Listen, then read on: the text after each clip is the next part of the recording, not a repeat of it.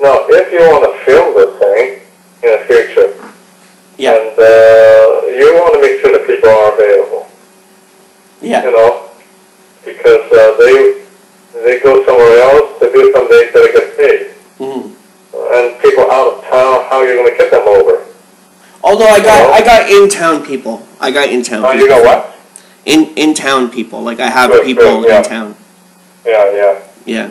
And these people, you should meet them from time to time as a group in person. Yeah. And hang out with them, you know. And you tell them once we start filming, then you people are the number one, the priority. Mm-hmm. You know. And so okay, this is going to be what's happening now on the Facebook. On the Facebook? Yeah. Well, I'm going to put a little ad for this one that we're doing today. And I got some other things I'm working on for the show this week that will involve this. So we're working on that. And okay, now this one thing I don't know if you've seen it.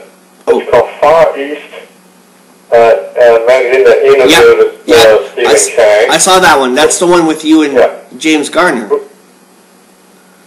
There's a picture of you and James Garner. No, yeah, but there's a lot of questions they asked me. It's about 10 questions asked me about Bruce Lee. Okay.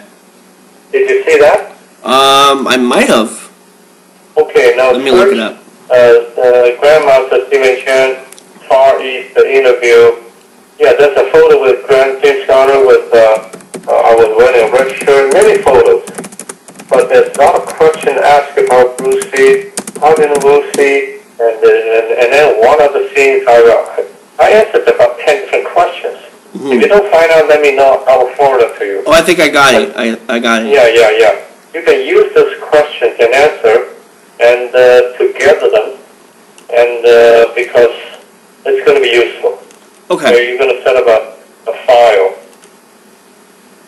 I think that's it. Anything else you want to ask?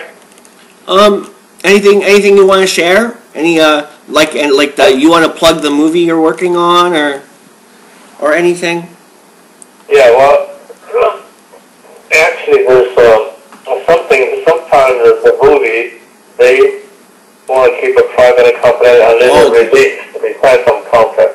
But I think I'd like to mention something about James Garner. Yeah. And James Garner was in one of the longest TV episodes. It's called the Rockford Fire. Yeah, Rockford Fire. Before that, he was playing a lot of cowboys, you know, and with Steve McQueen. He's one of the original. But people don't really know him too much as the young guy because this guy, he doesn't show off. He's a cool guy. Right? And one of the movies that I was with him in, they call it Glitter Dome, filmed in Victoria, BC, Fenton Alley.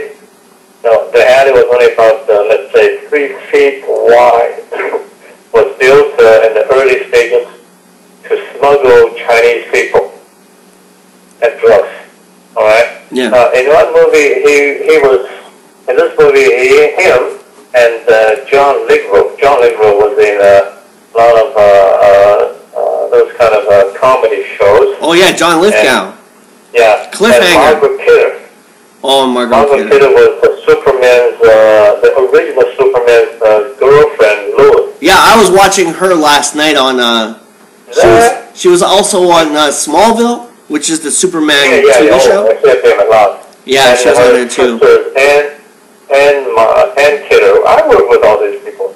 In one of the movies that was a bad scene, okay? And they didn't show naked, but James Garner was with the pajamas, and Margaret Kidder was in bed, and then James Garner came back, talked to us. He said, the director said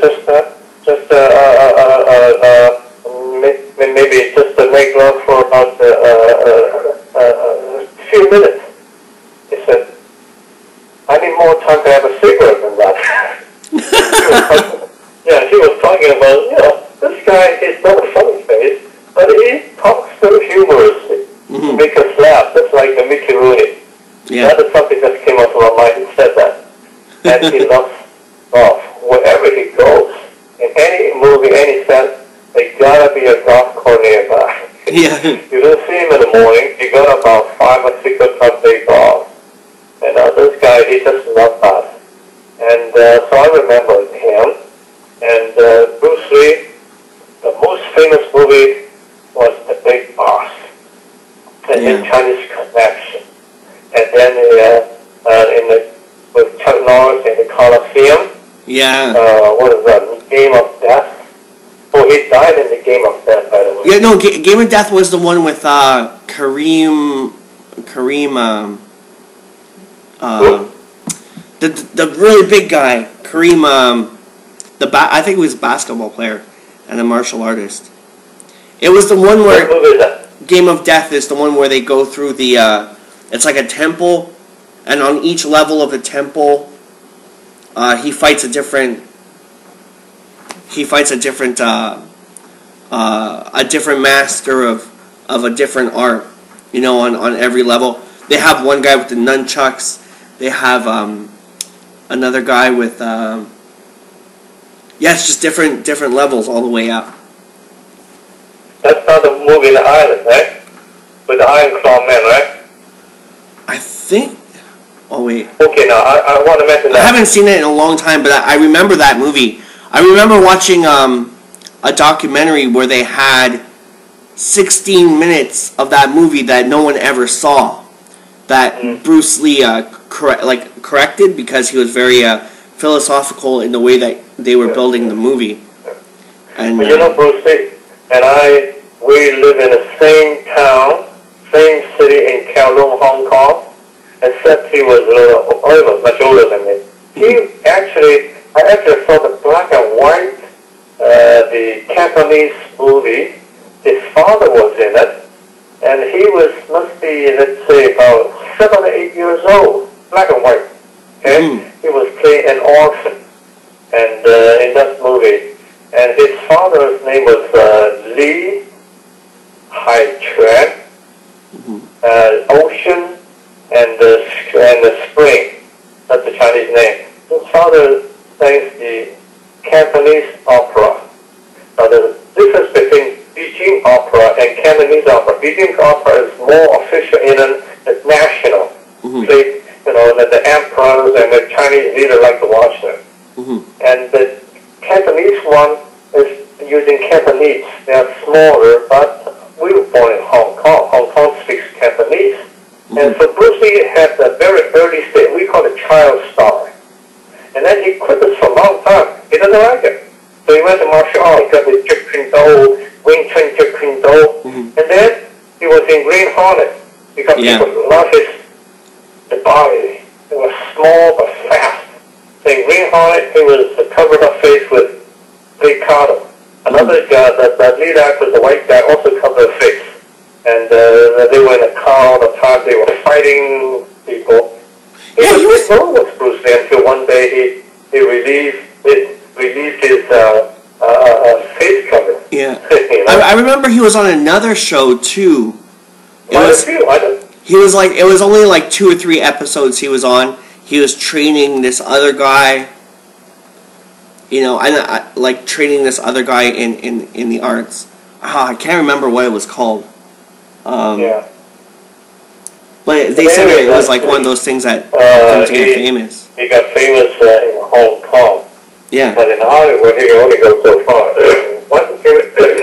He came back. Actually, his movie broke the previous record for any box office. I think they made $1 million Hong Kong money. Back then, $1 million is like $1 billion. You're talking about 40 years ago. Most movies has never reached $1 million mark. He did. He broke it. So that was a big thing for Golden Harvest. You know, and then he died in. Okay, one of the movies that he was in fighting in the island with hundreds of karate guys. And there was an Iron Claw Man, and his name is Shek Yin. They all passed away.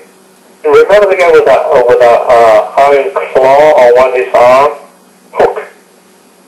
I'm trying to think. No, claw actually. Bruce Lee has a movie that his face was scratched with a red mark of 4 or 5 red marks. Is that Enter the Dragon? Enter the Dragon, yeah, that's Enter the Dragon. With John Saxon, right? Yeah. And he beat everybody, and then finally he had to face the Iron Claw man, and there was a mirror. Oh yeah, I remember. That was awesome. Yeah. And so that was the one that I like that most because it shows a lot of real martial arts. There was one tall guy, black guy, really tall, about, and a couple of people, and let's see, I don't remember the name. And in one of the scenes, it's on the ship, on the boat to the island. Yeah, and he puts the guy on the boat. He puts him on the boat and he sends him away. Yeah, he said that, well, we can't find this boat, it's too crowded. Why don't we see the island over there? Yeah. Let's go there to the island. So he set a boat, small boat, rowboat, and the guy go down first, and he cast the rope away, fight without fighting. Well, that's very much. And then also, in this, before he got on the boat, there was a student came for lesson. So the student came and they put the hands together and bowed to Bruce Lee. Bruce Lee hit his head real hard. And then this guy was surprised. Why didn't he? He said, when you bow to someone, you look at the sky. You never look down. Yeah. I hit you with my hand, somebody could hit you with his. Well, it's a lot of things we don't see in the movie. I like that. So I can't. I'm Stephen Chan, but I know this young guy. We went to the same school, except he was several grades higher than me. Okay? And I physically met him. I know his father. I played with him. At that time, we were all young, like kids. We would never know this is going to be the future famous Bruce Lee. If I had known, I would treat him good. Well, nobody knows the future. After he became famous, I want to look for him to die. Because I was in Canada, he was in Hong Kong. But anyway, I can play, being know him from child, and being all live in the same area in Kowloon, Hong Kong. And now Kowloon is a peninsula. Hong Kong is an island. They two parts together called Hong Kong. Okay? But we live in Kowloon. Kowloon meaning night dragons. And so I can play like him. I can dress like him with makeup, put on a wig on it, and a makeup with his original clothes, Enter the Dragon. I can play a lot of that scene. I need a good makeup guy. Okay? A good makeup guy, and somebody help me. I can remake Bruce Lee's scene into a lot of videos. We can call it nowadays Bruce Lee. I really commend Grandma Stephen Chan. Bruce Lee like 2015. Yeah. And something like that. So I can do Bruce Lee and VC Commander. Nobody else can do better than me. Let me tell you that. I'm not exaggerating. And in between, and I can do some other skill. I don't know if you've seen it. I get a chopstick. Ask two celebrities, maybe the mayor or one of the MLA, holding each side of the chopstick. Okay. And then I ask audience to give me some money. Okay, they give me $5 or $10. It doesn't matter, as long as the money. And then I said, you say 1, 2, 3, I use the money.